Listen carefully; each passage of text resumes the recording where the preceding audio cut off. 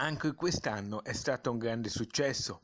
Si concluderà domani pomeriggio dalle 15:30 al campo sportivo Elenio Herrera del Lido di Venezia la quinta edizione della Festa dell'Uovo, grande kermesse pasquale di calcio giovanile.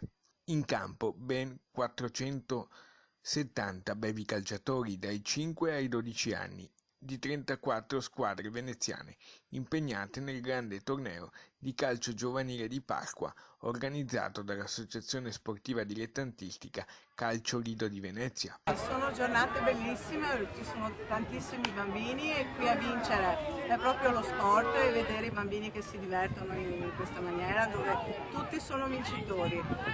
Bisogna sempre ringraziare chi ci dà una mano in questa bellissima festa. Oltre al Lido di Venezia, impegnato in tutte le categorie del torneo, erano presenti 11 società della nostra provincia.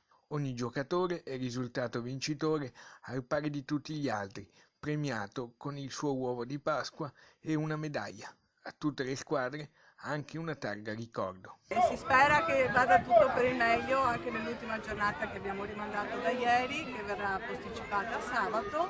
A sostenere il torneo, oltre a tutti gli allenatori della società e collaboratori, anche il gruppo Avis CTV del Lido, la Croce Bianca e il Comune di Venezia che lo ha inserito nel programma Città in Festa.